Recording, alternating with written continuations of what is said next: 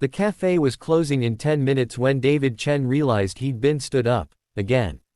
He checked his phone one last time, the cracked screen reflecting a tired single father who'd borrowed his brother's blazer for a blind date he never wanted. Then the door chimed, and his entire world tilted sideways. Walking toward him, impossibly elegant in a charcoal business suit, was Emma Rodriguez, the girl who'd held his hand through his mother's funeral 17 years ago, the one who'd disappeared the day after graduation without a goodbye. David's coffee had gone cold an hour ago, but he hadn't noticed. His daughter Lily's school project sat half-finished in his apartment, waiting for the glitter glue they couldn't afford this week. The blind date had been his sister's idea. You need to start living again, David, but sitting here in a borrowed blazer with frayed cuffs, he felt like an imposter in his own life. The cafe's overhead lights seemed too bright, making everything feel exposed and raw. He'd promised himself he'd wait until 7:30, giving his date a full 30 minutes past their agreed time. It was 7:28.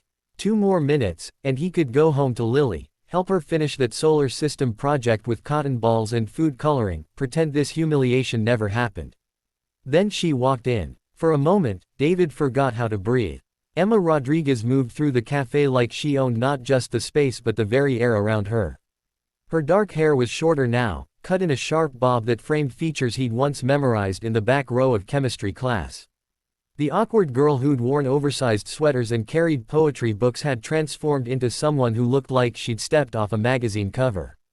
Their eyes met, and he watched recognition bloom across her face. Surprise, then something deeper, something that looked almost like pain. David. Her voice was exactly as he remembered it, soft with that slight rasp that used to make his 17-year-old heart race. David Chen. He stood awkwardly, knocking his knee against the table. Emma. Hi. Your blind date. She laughed, but it sounded uncertain. Your sister didn't tell you. I specifically asked her not to. I thought maybe. She trailed off, sliding into the seat across from him. You look good. Tired, but good. You look like you bought the company that made that suit. He meant it as a joke, but her smile turned careful. Actually, I did. The company, I mean.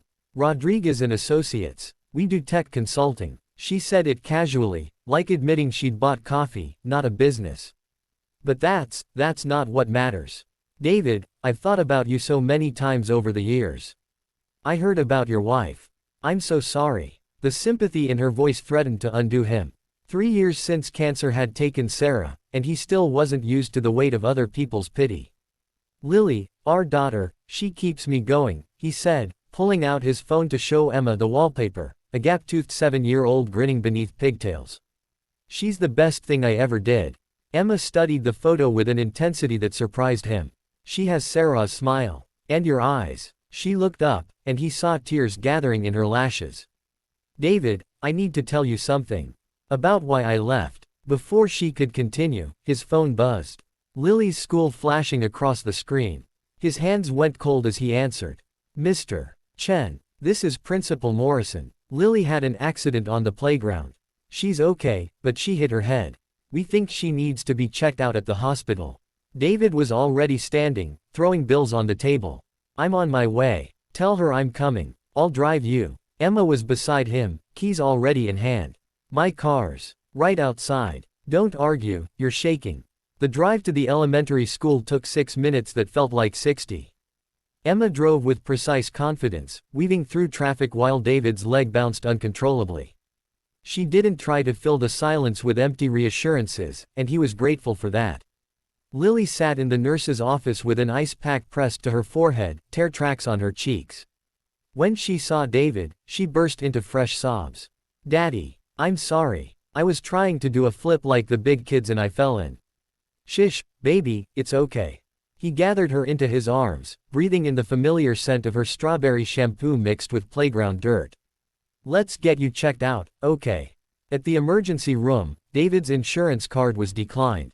Again. He'd been meaning to sort it out, but there were only so many hours in a day between his 2 jobs and keeping Lily fed and happy.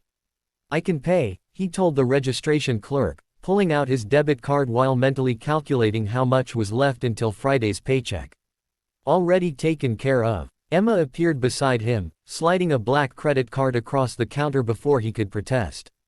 Charge everything to this. Emma, no. I can't. You can, and you will. Her tone left no room for argument. I owe you more than this. More than you know. Hours later, after the CT scan came back clear and Lily had been released with instructions to rest, they sat in the hospital cafeteria. Lily was asleep against David's shoulder, exhausted from the ordeal. Emma had bought them all terrible coffee and slightly better sandwiches. When you held my hand at your mother's funeral, Emma said quietly, staring into her cup, I felt like maybe the world wasn't entirely cruel. My own mother had left us that year. My father was drinking himself to death.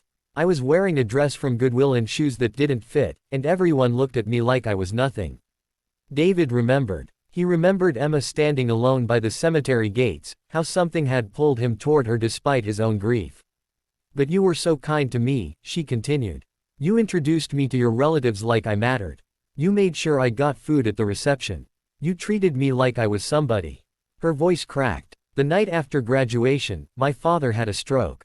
I spent the next 2 years taking care of him, working 3 jobs. I wanted to reach out, but I was ashamed. You were going to Stanford. I was cleaning hotel rooms. Emma, let me finish. She wiped her eyes. He died when I was 20. Left me nothing but debt. I was angrier than I'd ever been, angry at the world, at God, at everything. Then I remembered you. How you'd shown me kindness when you had every reason to turn inward with your own pain. I thought, if someone could do that, maybe the world was worth fighting for. She pulled out her phone, showing him a photo of a building, sleek glass and steel, the Rodriguez and Associates logo prominent on the front. I built this on that lesson. Treat people like they matter, even when, especially when, they think they don't. Every employee, every client, every janitor and intern. I built a company on the kindness you showed a broken girl at a funeral. She reached across the table, taking his hand. David, I came tonight because I wanted to thank you. And because I never stopped wondering what happened to the boy who saved me by simply seeing me. David felt something break open in his chest, something he'd kept locked since Sarah died. I work as a janitor at Memorial Hospital, he said.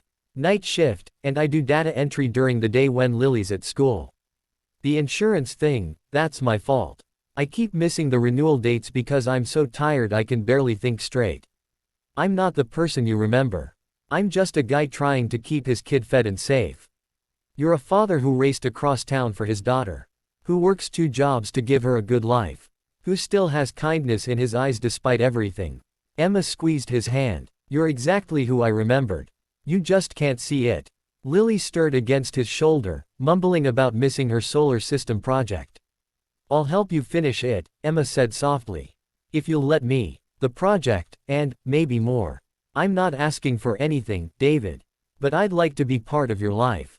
Yours and Lily's. However you'll have me. David looked at this woman who'd become a CEO, who could have anyone, anything, who'd built an empire on a moment of teenage kindness he'd barely remembered giving.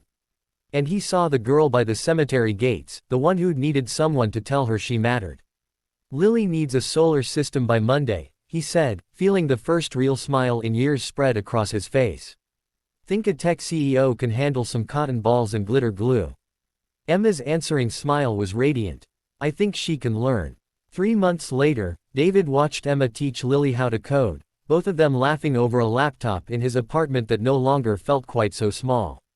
His new job at Rodriguez and Associates paid enough for better insurance, a bigger place, and even some savings. But more than that, he had someone who looked at him and saw not what he'd lost, but who he'd always been. Daddy, Lily called. Emma says kindness is like coding, you put good things into the world, and they compile into something bigger. Is that true? David met Emma's eyes across the room, seeing his past and maybe his future reflected there. Yeah, sweetheart, he said. That's exactly how it works. And for the first time since Sarah died, he believed that good things were still possible, that the smallest acts of humanity could echo across years, building something neither time nor tragedy could tear down.